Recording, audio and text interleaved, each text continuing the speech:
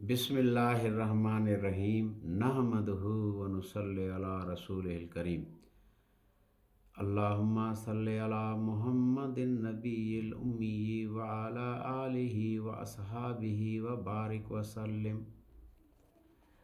फ़ज़ाइल अमाल की तालीम कर रहे हैं। फ़ज़ाइल अमाल में से फ़ज़ाइल रमज़ान में से पढ़ रहे हैं।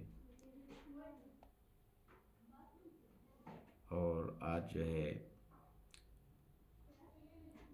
शब कदर के बारे में जो है हदीस मुबारक पढ़ रहे हैं।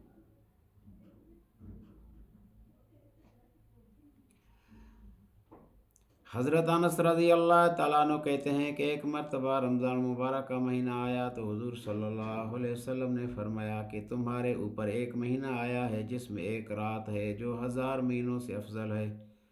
जो शख्स इस रात से महरूम रह गया गोया सारी ही खैर से महरूम रह गया, और उसकी भलाई से महरूम नहीं रहता मगर वो शख्स जो हकीकतन महरूम ही है।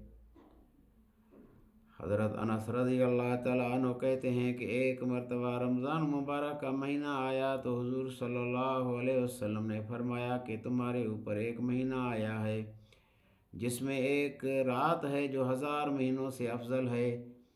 जो शख्स इस रात से महरूम रह गया गोया सारी ही खैर से महरूम रह गया, और उसकी भलाई से महरूम नहीं रहता मगर वो शख्स जो हकीकतन महरूम ही है। हज़रत अनस रज़ी अल्लाह तआला अन्हु कहते हैं कि एक मरतबा रमज़ान मुबारक का महीना आया तो हुज़ूर सल्लल्लाहु अलैहि वसल्लम ने फरमाया कि तुम्हारे ऊपर एक महीना आया है जिसमें एक रात है जो 1000 महीनों से अफजल है। जो शख्स इस रात से महरूम रह गया गोया सारी ही खैर से महरूम रह गया, और इसकी भलाई से महरूम नहीं रहता मगर वो शख्स जो हकीकतन महरूम ही है। फ़ायदा, हकीकतन इसकी महरूमी में क्या तामुल है जो इस कदर बड़ी नेमत को हाथ से खो दे। रेलवे मुलाजिम चंद कौड़ियों की खातिर रात रात भर जागते हैं। अगर 80 बरस की इबादत की खातिर कोई एक महीना तक रात में जाग ले तो क्या दिक्कत है। असल ये है कि दिल में तड़प ही नहीं, और अगर ज़रा सा चस्का पड़ जाए तो फिर एक रात क्या सैकड़ों रातें जागी जा सकती हैं। उल्फत में बराबर है वफा हो के जफा हो, हर चीज़ में लज्जत है अगर दिल में मज़ा हो।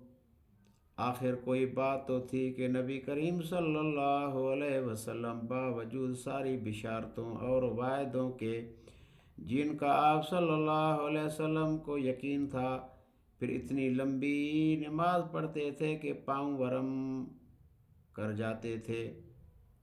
इन्हीं के नाम लेवा और उम्मती आखिर हम भी कहलाते हैं। हाँ, जिन लोगों ने उन उमूर की कदर की वो सब कुछ कर गए और नमूना बनकर उम्मत को दिखला गए। कहने वालों को ये मौका भी नहीं रहा कि हुजूर सल्लल्लाहु अलैहि वसल्लम की हिर्ज़ कौन कर सकता है और किससे हो सकती है।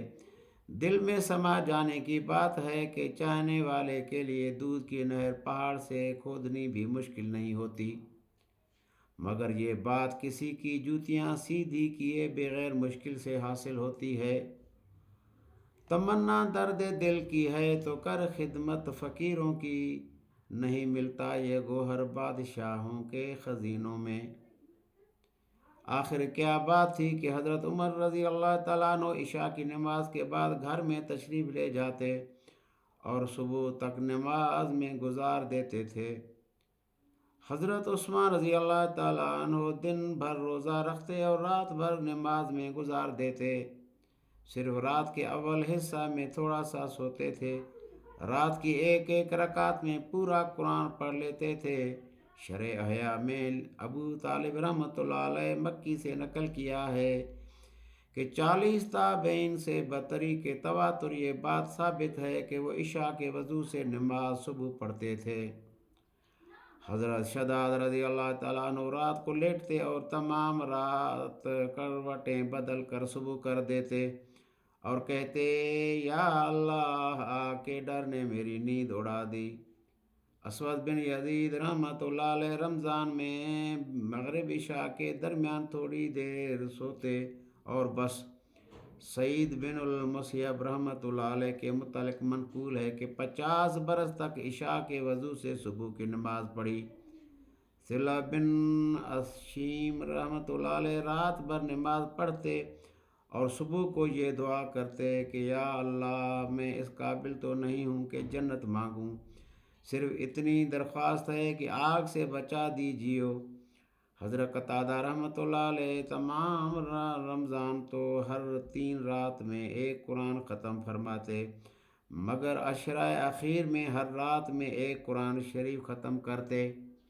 امام ابو حنیفہ رحمۃ اللہ علیہ کا 40 سال تک عشاء کے وضو سے صبح کی نماز پڑھنا اتنا مشہور و معروف ہے کہ اس سے انکار تاریخ کے اعتماد کو ہٹاتا ہے۔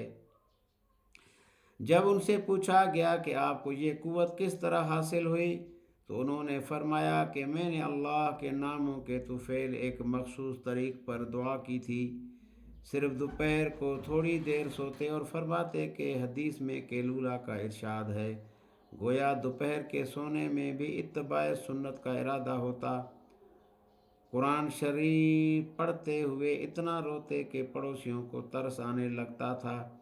ایک مرتبہ ساری رات اس آیت کو پڑھتے اور روتے گزار دی۔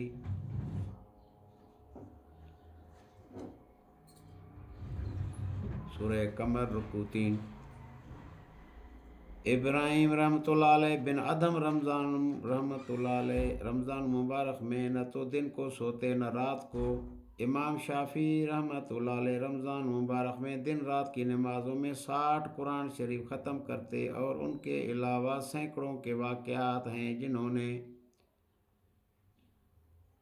وَمَا خَلَقْتُ الْجِنَّ وَالْإِنسَ إِلَّا لِيَعْبُدُونَ پر عمل کر کے بتلا دیا کہ کرنے والے کے لیے کچھ مشکل نہیں۔ یہ سلف کے واقعات ہیں، اب بھی کرنے والے موجود ہیں۔ اس درجہ کا مجاہدہ نہ صحیح مگر اپنے زمانہ کے موافق، اپنی طاقت و قدرت کے موافق نمونہ سلف اب بھی موجود ہیں، اور نبی کریم صلی اللہ علیہ وسلم کا سچا اقتداء کرنے والے اس دور فساد میں بھی موجود ہیں۔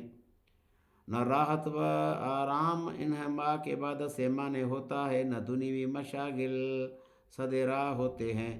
نبی کریم صلی اللہ علیہ وسلم فرماتے ہیں کہ اللہ جل جلالہ کا ارشاد ہے، اے ابن آدم تو میری عبادت کے لیے فارغ ہو جا، میں تیرے سینے کو غنا سے بھر دوں گا اور تیرے فقر کو بند کر دوں گا، ورنہ تیرے سینہ کو مشاغل سے بھر دوں گا اور فقر زائل نہیں ہوگا۔ روزمرہ کے مشاہدات اس سچے ارشاد کے شاہد عدل ہیں۔ اللہ پاک سارے مسلمانوں کو رمضان مبارک کی قدر نصیب فرمائے، اور کل سے انشاءاللہ آخری عشرہ جو ہے شروع ہوگا۔ اللہ پاک سارے مسلمانوں کو اس آخری عشرے کی بھی قدر کرنے کی توفیق نصیب فرمائے، اور لیلۃ القدر کی تلاش کرنے کی بھی توفیق نصیب فرمائے۔ دن میں ہم روزہ اہتمام کے ساتھ تقویٰ کے ساتھ رکھیں اور رات کو عبادت کریں، اور خوب جو ہے دعوت کا کام کریں، دعوت دیں، تعلیم کریں، ذکر کریں، عبادت کریں، خدمت کریں، حضور صلی اللہ علیہ وآلہ وسلم والے سارے اعمال کریں۔ رمضان مبارک میں جو عمل شروع کیا جاتا ہے اللہ تعالیٰ اس کو سارے سال توفیق نصیب فرماتے ہیں۔ تو میرے بھائیو، دوستو، بزرگو، اللہ جل جلالہ من والہ نے ہماری اور ساری دنیا کے انسانوں کی دنیا اور آخرت کی پوری کامیابی کو پورے کے پورے دین پر چلنے میں رکھا ہے۔ پورا دین پوری دنیا کے انسانوں میں حضور صلی اللہ علیہ وآلہ وسلم والی محنت سے آئے گا، اور وہ محنت ختم نبوت کے صدقے ہر مسلمان کے ذمہ ہیں۔ اس محنت کو سیکھنے کے لیے بزرگ فرماتے ہیں کہ سب سے پہلے 3 چیلے لگا کر اس محنت کو سیکھا جائے اور زندگی کا مقصد بنا کر مرتے دم تک اس کام کو کیا جائے۔ مقام پہ رہتے ہوئے بزرگ فرماتے ہیں کہ ہر مسلمان 5 اعمال کرے، روزانہ کے 3 اعمال، روزانہ مشورہ کرے، پورا دین پوری دنیا میں کیسے زندہ ہو، لوگ 100% نمازی کیسے بنے، پورے دین پہ چلنے والے کیسے بنے، اس کے لیے مشورہ کریں، اس کے لیے پھر جو ہے محنت کریں اور روزانہ تعلیم کریں، گھر میں مسجد میں شغل کی جگہ پر روزانہ دعوت کے لیے وقت فارغ کریں، 12 گھنٹے 8 گھنٹے 6 گھنٹے 4 گھنٹے کم از کم 2.5 گھنٹے عصر سے عشاء یا اتنا وقت کسی اور ٹائم پر، اور ہفتے میں 2 گشت کریں، مقامی گشت اور بیرون گشت، مہینے میں سے روزہ لگائیں۔ اللہ پاک توفیق نصیب فرمائے، ہر سال 4 مہینے لگائیں، کم از کم ہر سال چلا لگائیں، اور جن احباب کے 4 مہینے لگے ہوئے ہوں اور وہ جو ہے انہوں نے 2 سال مقام پر اعمال کیے ہیں، 5 اعمال، اور ان کے قواعد باقی پورے ہوں، تو ایسے احباب کے لیے بزرگ فرماتے ہیں کہ پھر جو ہے وہ سال کی جماعتیں تیار کر کے بیرون ممالک تشریف لے جائیں، اپنے مسلمان بھائی سے ملاقات کریں، ان کو دعوت کے کام کے لیے تیار کریں، پورے دن پر چلنے کے لیے تیار کریں، اور 7 مہینے کے لیے باہر کے تقاضے ہیں، ملک کے اندر 1 سال پیدل جماعتوں کے تقاضے ہیں، اور ہر سال 4 مہینے لگانے کے تقاضے ہیں۔ تو میرا بھی انشاءاللہ ارادہ ہے ساری دنیا میں جانے کا انشاءاللہ، اور 7 مہینے کی جماعت تیار کرنے کا بھی ارادہ ہے۔ دعا کریں اللہ پاک قبول فرمائے، اللہ آسان فرمائے، اور آپ حضرات بھی اپنے ارادوں کا اظہار فرمائیں، اور انشاءاللہ تعالی 5 اپریل سے 2024 سے انشاءاللہ یہ جو اگلا جمعہ آئے گا، اس سے ہماری جو انشاءاللہ سہ روزے کی جماعت بھی ہوگی انشاءاللہ، تو اس کے لیے بھی آپ حضرات بھی کم از کم جو آخری عشرہ لگا لیں، کم از کم 6 روزہ تو ضرور لگائیں انشاءاللہ تعالی، تو کوشش فرمائیں گے انشاءاللہ تعالی۔ اللہ پاک سب کو دین کی محنت کرنے کی توفیق نصیب فرمائے۔ سبحان اللہ و بحمدہ، سبحانک اللہم و بحمدک، اشہد ان لا الہ الا انت، نستغفرک و نتوب الیک، نستغفرک و نتوب الیک، نستغفرک و نتوب الیک۔ سبحان ربک رب العزۃ عما یصفون و سلام علی المرسلین والحمد للہ رب العالمین، آمین برحمتک یا ارحم الراحمین۔